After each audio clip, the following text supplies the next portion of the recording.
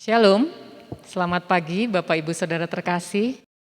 Hari ini Selasa 31 Agustus 2021, kita berjumpa kembali dalam ibadah harian GKI Batu. Doa dan harapan kami Bapak Ibu Saudara terkasih dalam keadaan baik dan sehat. Mari kita mengawali ibadah hari ini dengan memuji Tuhan dari lagu Kidung Jemaat 1, bait yang pertama dan kedua. Haleluya, pujilah.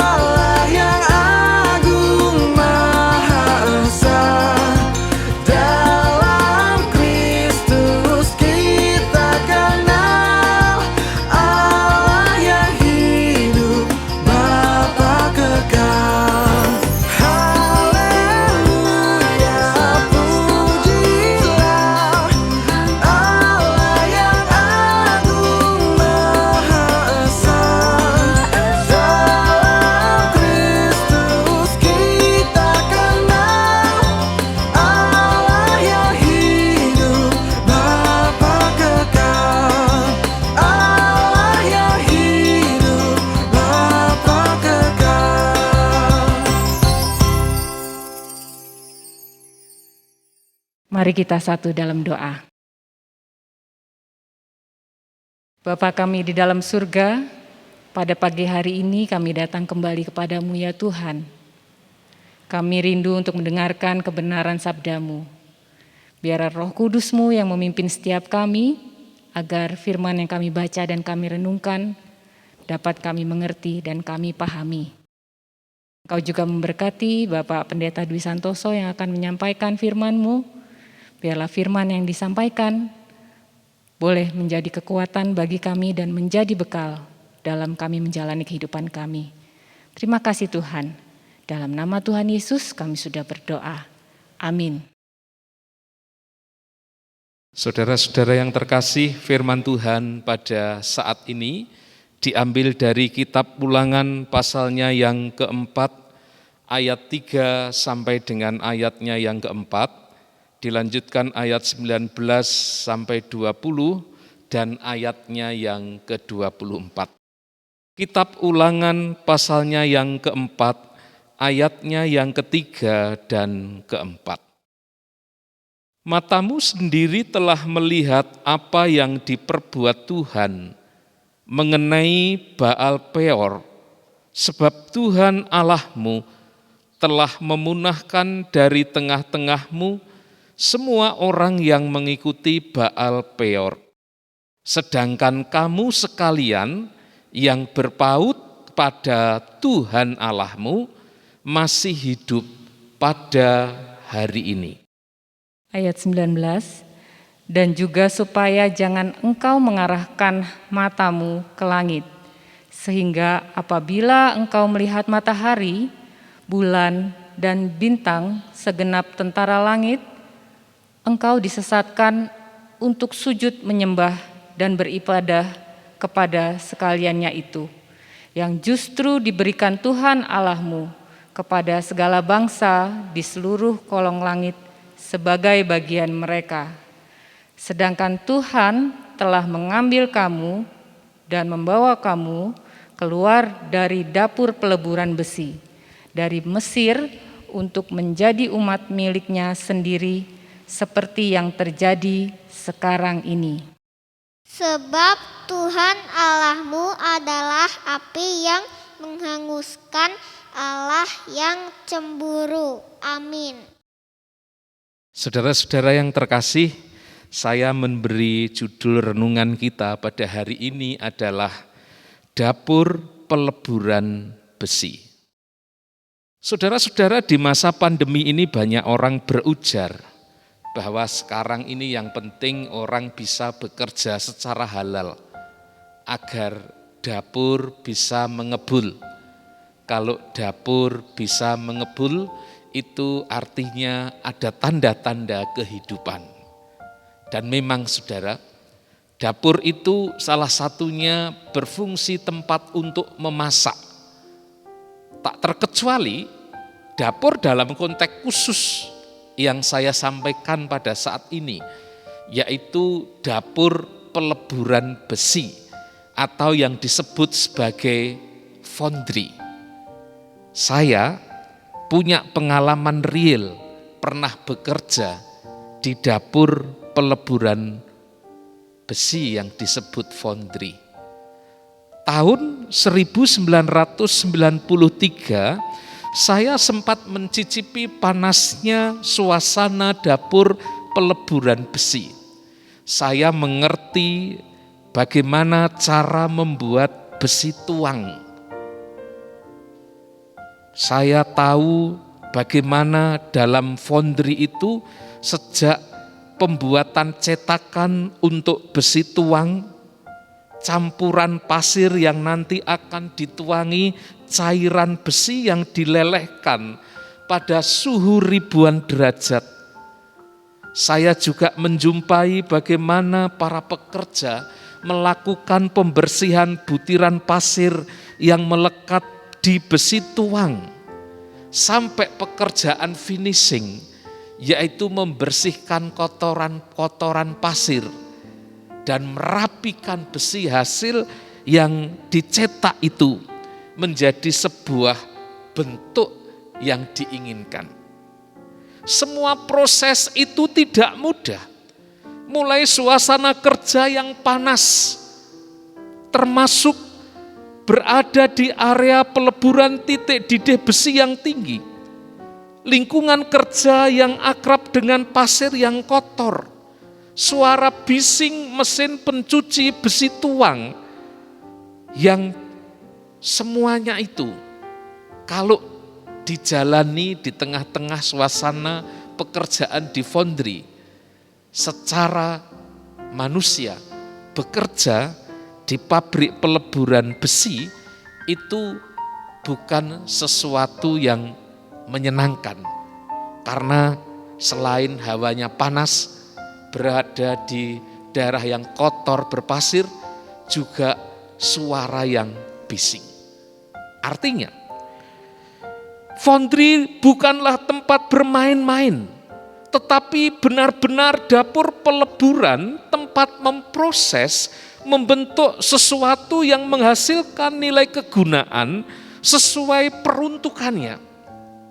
Dan saudara, di dalam Ulangan pasal 4, dapur peleburan besi adalah bahasa figuratif, penggambaran ketika umat Israel itu ada di dalam perbudakan di Mesir.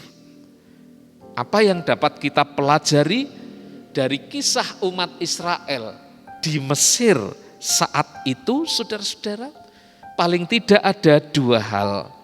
Yang pertama, mereka yang hidup berpaut kepada Tuhan, mereka diselamatkan. Saudara, mari kita perhatikan kitab Ulangan pasal 4 ayat 4 yang mengatakan, sedangkan kamu sekalian yang berpaut kepada Tuhan Allahmu masih hidup pada hari ini. Kata berpaut ini, saudara-saudara, adalah sebuah kata yang di dalam bahasa Ibrani menggunakan kata dabek yang memiliki arti yaitu melekat. Kata dabek ini menjelaskan seperti gambaran sederhana keadaan kita yang sangat haus sehingga lidah kita melekat ke langit-langit mulut, menempel kuat dan sukar lepas. Jadi orang yang dabek itu adalah orang yang hidupnya melekat pada Tuhan, benar-benar hidupnya bergantung kepada Tuhan. Orang yang hidupnya berpaut kepada Tuhan itu memiliki hubungan yang erat, tidak terpisahkan dengan Tuhan. Dan relasi, hubungan itu didasari kasih, di mana umat menyatakan kasihnya, sikap hatinya yang tertuju kepada Tuhan sebagai jantung hatinya. Dan karena itu sikap berpaut itu kemudian diikuti dengan sikap yang lain, yaitu kesetiaan dan ketaatan, pengabdian, mempersembahkan hidup kepada Tuhan. Saudara-saudara, ujian iman yang berlaku bagi umat Israel seolah tiada berhenti.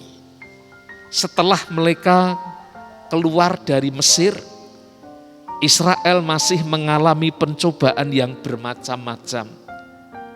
Misalnya ketika mereka melintasi dataran Moab, para laki-laki Israel itu tertarik dengan kecantikan penduduk Moab, lalu mereka mengawini perempuan Moab itu, dan itu menyebabkan mereka terlibat di dalam ketidaksetiaan kepada Tuhan.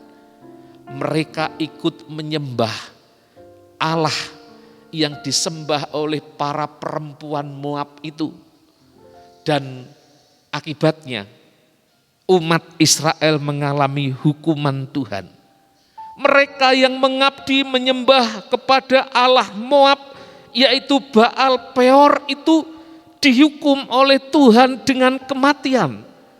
Sehingga tadi di ayat 4 dikatakan mereka yang masih hidup sampai hari ini karena engkau berpaut kepada Tuhan. Sedangkan yang hidupnya tidak berpaut kepada Tuhan, mereka dibinasakan.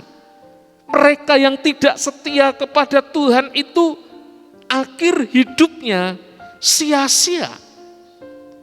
Perhatikan saudara-saudara di sini.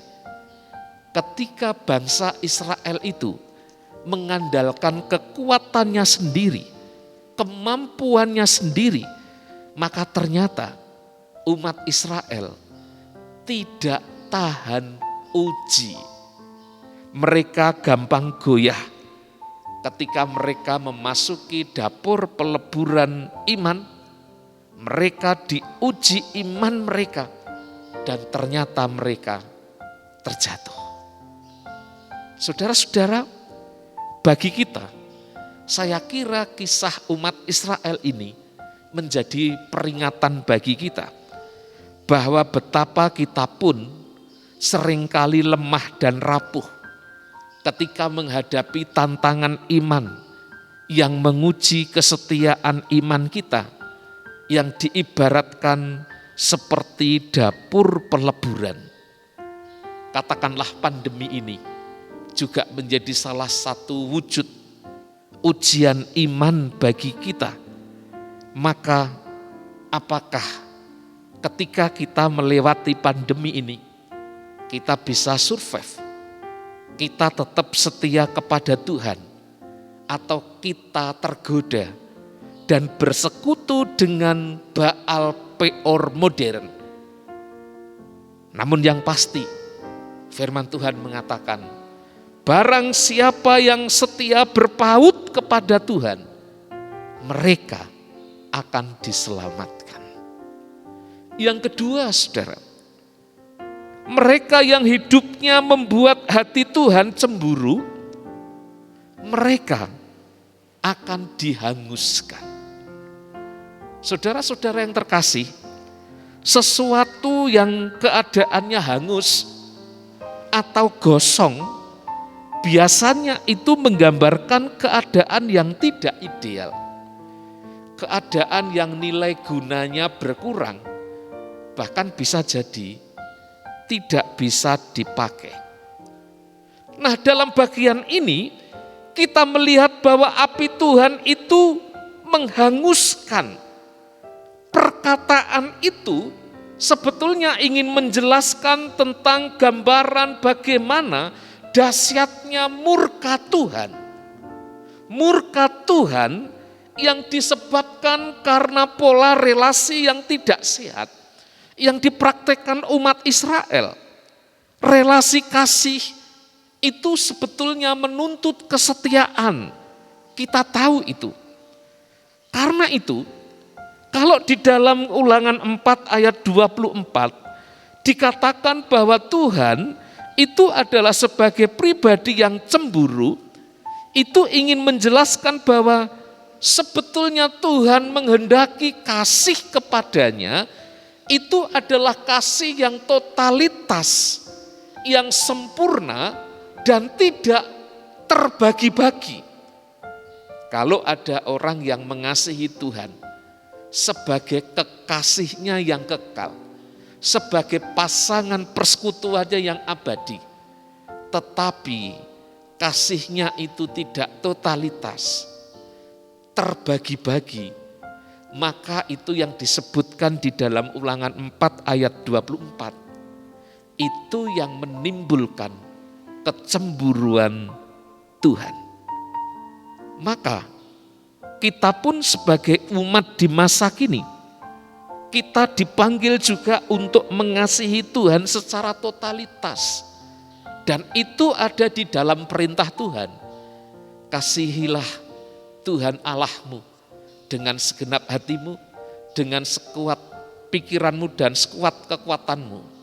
Dengan segenap kehidupan kita, keseluruhan totalitas hidup kita. Maka itu pun yang seharusnya kita wujud nyatakan kepada pasangan hidup kita, kepada keluarga kita, kepada anak-anak kita. Tentu yang terutama kepada pasangan kita. Mereka adalah pribadi-pribadi yang teristimewa, yang seharusnya kita kasihi dengan kasih yang utuh dan khusus.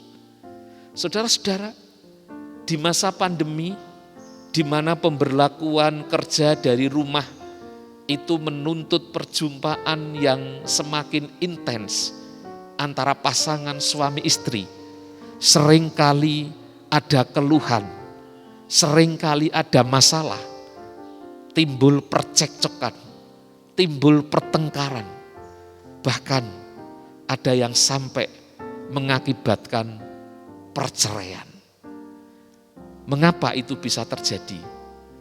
Karena pasangan-pasangan itu belum mampu mengasihi secara totalitas, belum mampu mengasihi, menempatkan pasangannya sebagai pribadi yang istimewa. Saudara-saudara, mari di masa pandemi ini kita menyesuaikan diri dengan baik, terutama ketika memasuki kenormalan baru, dengan gaya kehidupan yang baru, situasi kerja yang baru, bahkan mungkin situasi rumah tangga dengan penuh kebaruan yang mungkin tidak sama seperti dengan sebelum pandemi. Intinya adalah hati yang penuh melimpah dengan kasih. Sebab apa, saudara? Jika hati itu sudah terluka, maka akan sulit untuk diobati.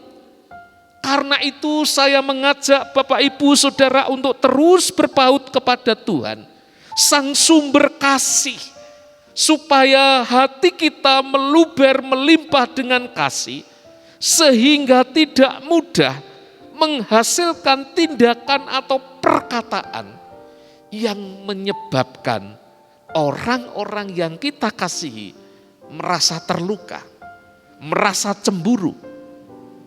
Sebaliknya, kalau hati kita meluber dengan kasih, hidup kita berpaut kepada Tuhan, maka apa yang kita produksi dari hati kita yang meluap, mengalir melalui perkataan kita, itu adalah perkataan yang lembut menenteramkan, akan meluap, mengalir di dalam perbuatan baik, dan itu juga akan membahagiakan sesama kita, terutama orang-orang yang terdekat dengan kita. Mari di masa-masa kita masih berada di pandemi ini, yang kita ibaratkan seperti dapur peleburan iman ini, kita tetap berpaut kepada Tuhan. Jika dapur peleburan ini adalah memurnikan dan mendewasakan iman kita, maka dengan kita berpaut kepada Tuhan, maka hidup kita akan selamat. Hidup kita akan menjadi berkat. Hidup kita akan menjadi kuat. Karena Tuhan memegang hidup kita. Tuhan memberkati kita. Selamat menjalani hari ini dengan berpaut kepada Tuhan. Amin. Mari kita berdoa. Tuhan, terima kasih karena kami diingatkan kembali apa yang menjadi terutama di dalam hidup kami, supaya kami tidak mudah goyah, tidak mudah terombang-ambing oleh kehidupan dunia yang penuh dengan pencobaan. Kami harus berpaut hidup kami seutuhnya kepada Tuhan. Kami percaya di dalam segala kelemahan kami, tangan Tuhan yang kuat, yang akan memeluk kami dengan erat, sehingga kami tidak terjatuh, sehingga kami tetap terhubung dan berpaut melekat erat kepada Tuhan. Kami masih berdoa untuk pandemi yang saat ini masih berlangsung. Tuhan, mampukan setiap umat-Mu untuk melewati masa pandemi ini dengan baik. Yang sakit Tuhan sembuhkan, yang lemah Tuhan kuatkan, yang kekurangan Tuhan cukupkan, mereka yang bersedih Tuhan hiburkan, mereka yang sedang ada di dalam pergumulan, Tuhan hadir menjadi jawaban kehidupan mereka. Kami serahkan anggota jemaat dan simpatisan GKI Batu, hidup mereka di dalam tumpangan tangan Tuhan yang mendatangkan berkat, sukacita, damai sejahtera yang berlimpah-limpah. Kami percaya bahwa hari ini Tuhan menumpahkan berkat-Mu bagi kami, dan kami boleh menjalani hidup kami hari ini dengan sehat dan kuat. Kami menyerahkan kehidupan kami di dalam berkat dan perlindungan Tuhan. Karena itu saudara-saudara, sambutlah berkat Tuhan yang datangnya dari Tuhan sendiri, dan bukalah hatimu untuk menerimanya. Damai sejahtera Allah yang melampaui segala akal akan memelihara hati dan pikiranmu di dalam Kristus Yesus. Damai sejahtera yang mengalir dari Allah Bapa, Putra dan Roh Kudus menyertai hidupmu sekarang dan selamanya. Amin. Selamat pagi Bapak Ibu, selamat menjalani hidup hari ini dengan berkat Tuhan. Shalom.